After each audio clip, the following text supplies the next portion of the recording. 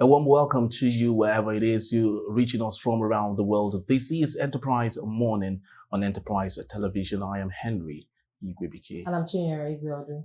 Yes, in a bit we'll be going to our newspaper headlines to see what we have for you this morning. And after that will be our main conversation for today. We'll get everything all sorted out for you. Please do well to visit our website at www.enterprisetvnews.com. Like, comment respectfully, and follow us on all our social media platforms at Enterprise TV 7. With us in the studios to do justice to our newspaper reviews and peruse through is Barrister Tunji Abdulhamid, the barrister at law and the public affairs commentator. Good morning to you, sir. Good morning and thank you very much. Welcome. Thank you. Enterprise Morning today.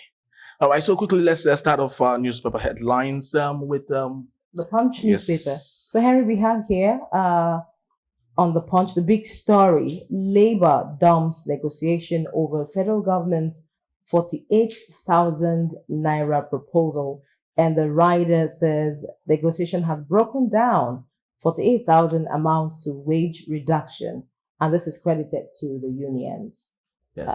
Also, we have on the Punch newspaper also Rivers waves of 5 pro-Wiki commissioners' resignation. Yes, and also from the top strip of the same newspaper, Western democracy model not working for Nigeria. That's coming from Obasanjo, as he insists. And also we have it from the bottom strip of the same newspaper, Amefele implemented Naira swap without Buhari's appointment.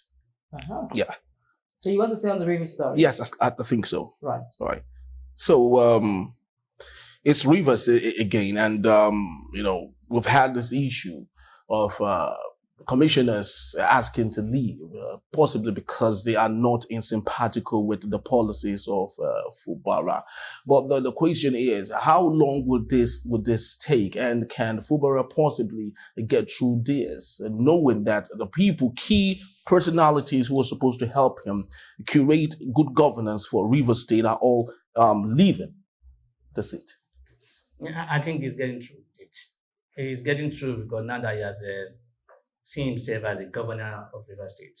Before now, he's not seeing himself as a governor. He sees himself as a deputy, and being that they need to take direction or from a supposed post somewhere.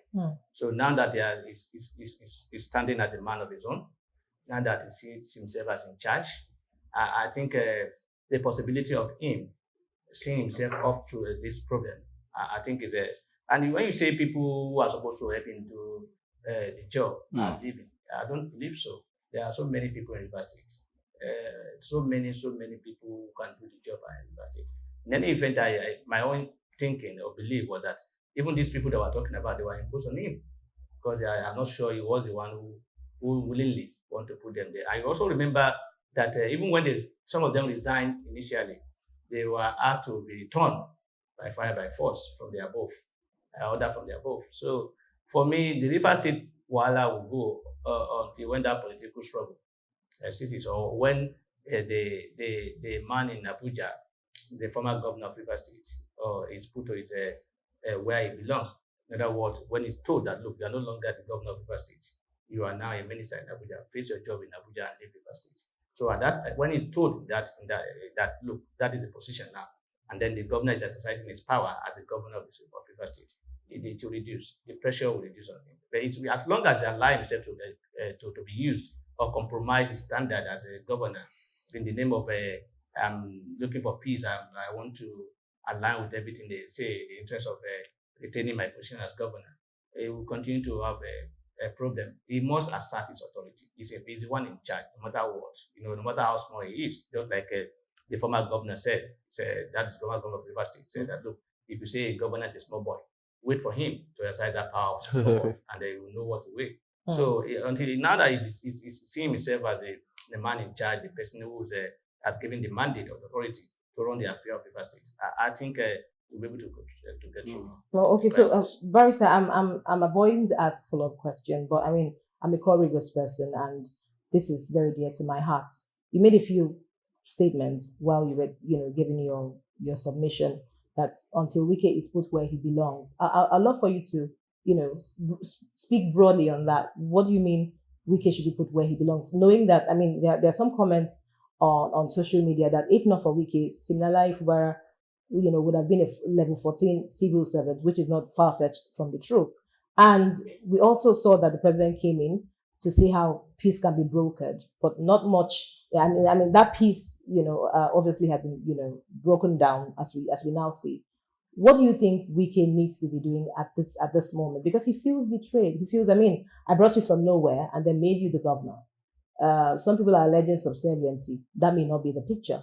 What do you think should happen now that the president's peace parley, so to speak, is no longer holding sway? Yeah, I want to agree with you that there's no doubt, except anybody who is not a political follower in Nigeria, that will say that the emergence of Governor Siminala Ifubara was not because he had the support of Governor Wike. And if anybody tells me that it's people of Rivers that elected Governor Ifubara, they are not saying the truth. Without Governor Wike's support, he cannot even win the chairmanship ticket of the party at the time.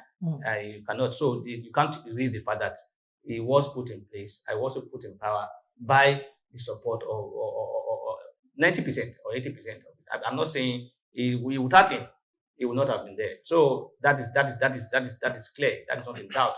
But you see, in Nigeria's politics, I think betrayal is now part of the system. The more you know, if you know how to do betrayal, work against your principal, or somebody who has helped you. Some people see you as a what's it called, a good politician. Mr. Wike that we're talking about now, he was a former chairman, he was a secretary or whatever. There are people who brought him onto that land too. Today, in court, he has betrayed them. Right. So betrayal is not new in politics, and then when you betray people in politics, some people when you score the right goal, people see you as being a strategist. That's what they call it. They say you are a master strategist. When you know how to betray in Nigerian politics, or when you know how to dribble or manipulate things in Nigerian politics, they see you as good. That's what we see as politics. And that's why we say our politics in Nigeria is dirty, is wicked, or this and that, because we don't play by the rules. We play by might and by all means. So I say Mr. Wike should be put where he belongs. Right. Where he belongs now is that the truth is that he's no longer the governor of Rivers State. He's now a minister of the federal. Thank God for him that he's even a minister. Otherwise, it would have been worse than this. If he's not a minister, he may not even be able to go to Rivers State to do anything.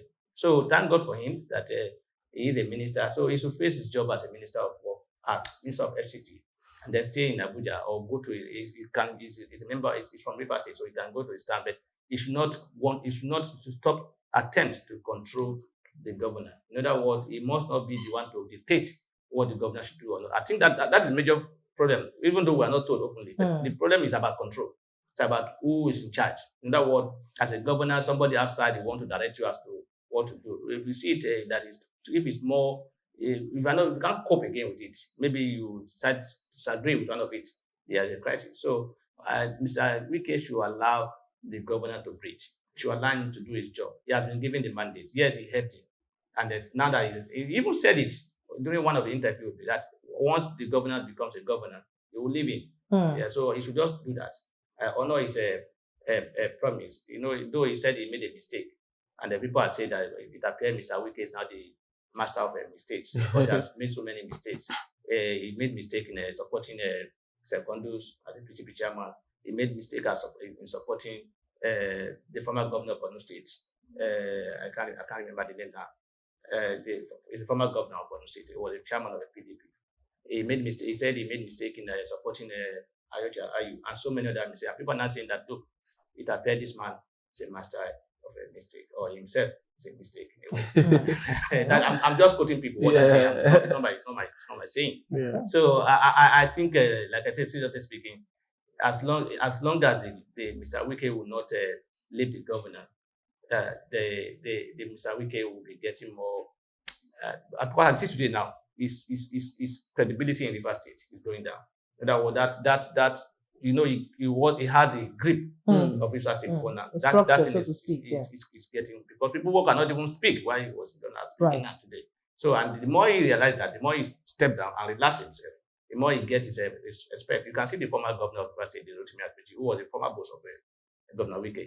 He was kept quiet. He was there doing the things. Even when Wike was there, he was not trying to do anything to dictate anything to him. So he should also follow that step.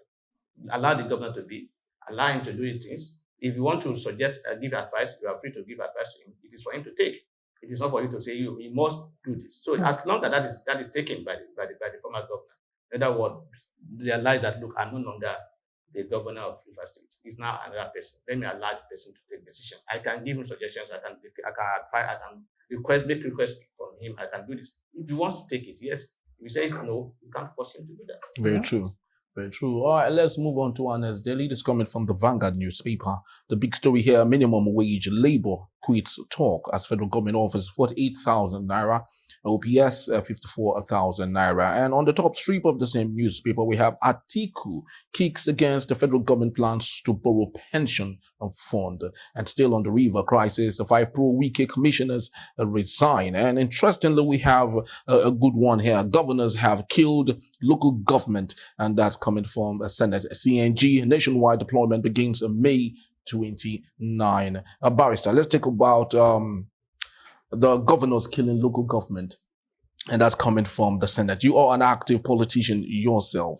And we have the federal, state, and local government. These 3 tripods are supposed to be autonomous, running on their own. Unfortunately, the local government we have today is 100% controlled by state government. And knowing that development, as it were, should start from the local government, why is it difficult to have a complete autonomy of local governments in Nigeria?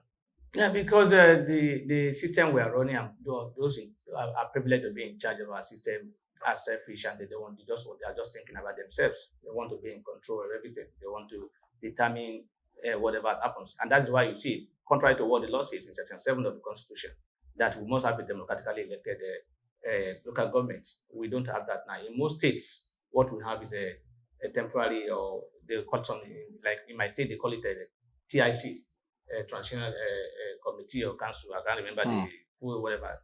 So in some states, they have administrators in some local government. In other words, rather than allow people to elect their representatives as chairman of a local government, you don't see that. Even where there's election, you will see that if a PDP is in charge of these states, an election is conducted in local government, PDP will clear all the states, all the local government, all the council chairman.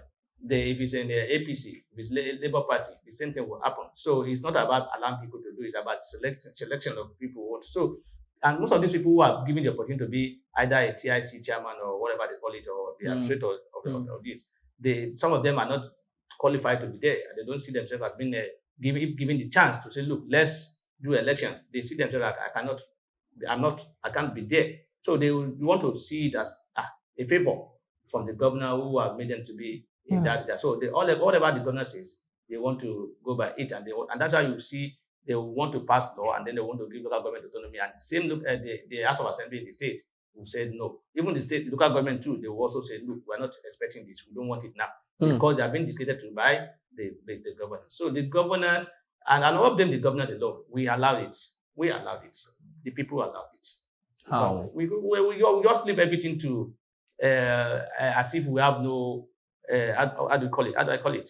We are hooked, and we cannot do otherwise. We cannot do anything. We leave everything to either where are the lawyers, where are the activists, where are the pressure groups. The Nigerians don't see themselves as part of the country, and they can ask any question for anybody. So for me, the governors are not helping the matter because they want to be in charge. They want to control everything, and that is the reason why they want to dominate local government. Because if they give local government the opportunity to do what they are doing. But when I was growing up, this local government, they are very effective in a way. In fact, some local government chairmen, you have local government, you have councillors, you have this and that. That gives a lot of avenue for other people, and people see local government as closer to them, and they go there. And I remember that I used to go to local government when I was young, and it looked like another government house at that time. But today, even local government chairman, I know some of the local government chairmen that will tell you, I don't have data. Seriously speaking, I know a commissioner that will tell you he's opening his data because there is no data. I won't mention the state. I know. When you say no, at that time I have my phone. I'm preserving my data because he was just put there as what's it called? Just be there. It's true. It's true because I cannot imagine a situation whereby you have a commissioner that in a year or in 3 months or 5 months He will not even see the governor. They will only be chatting on the WhatsApp. And God saves you that he calls you, the governor calls you, and you are not able to pick at that time. He will not call you back. When you call him back, he won't pick, and you won't be able to talk. So, in other words, what I'm saying is that we now have people who have been put in places of authority, are people who see themselves as, I'm being paid for, let me just be eating my own here. I don't have anything to do. Yeah, because some of them don't even know that they don't deserve to be there. So they don't have any authority. They can't even ask questions. So that's the kind of thing, and those are the kind of people you see as administrator of local government. People who will see that, let me just sit here, let me just drop my own money. Because that's what we have in Nigeria now, selfish interest. Because I now see people now pray. You know the prayer they pray now? When you talk about Nigeria, I say, you people are too much. Why you pray all the time? Just pray that God should answer your own prayer inside it. So that is the kind of prayer we pray now. It shows that we are not, all of us are not interested in the country. We are always interested in ourselves. Not thinking generality of the people. In other words, as long as you are okay, if Nigeria is whatever it is, you don't care. That is the kind of mindset that we have today now. And that's why you see what is happening is happening. I think the local government is closer to the people, and the higher will initiate that, they will bring that back, that lively activities at the local government. The more we get more results. Unfortunately, it appears even if when they are given that chance, I hope they will no longer be. They will also be behaving like the governors now, because now it's about individuals. Everybody just wants to make money at all. They see politics now as a means to just up your profile and your finances. Right. That's all this. Very true. Henry, I'm tempted to ask our guest why he thinks we have citizens' apathy. Just like he mentioned, you know, the people have some sort of insurgence, or I say inertia. Do you think this is not far-fetched from the fact that sometimes you just feel like, what's the need even talking about politics? What's the need? What's the use even going out to vote when it's already all planned?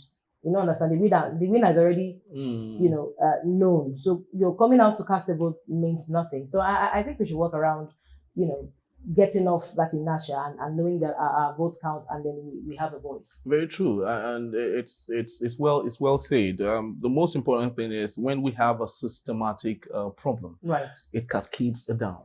Sorry for jumping in. We allow that systematic problem to fester, because the more we stay away from the system, from thinking that it's not for us, this will not happen. This is not the fact that we have little people or few people participating. That is why you see the manipulation that is taking place. They are able to do it, because that if you all participate, if you all to an extent, they say we have 80 million voters in Nigeria. When you do election, you see about 70 million votes. It will be difficult for anybody to manipulate. Because they feel their votes won't be counted. No, it's not. That's what I'm saying. It's not counting because they are not participating. You do your own. You do your own and leave the rest. You come out and do your own and see what happened in 2023 when some people at least have that desire to say, look, we want this particular person. Did you not get that vote? I was surprised that Mr. Peter Obi was able to get 6 million votes. I was saying before the election that if he gets 1 million votes, I'll be surprised. He got over 60 million. So that is the desire of the people. If they had that desire to say, look, we love this person or want this kind of thing, and they put themselves in it, they will get the result. So the idea of vote don't count. You just do your own first. Okay. Don't run away from it. If you are running away from your responsibility, nobody will do it for you.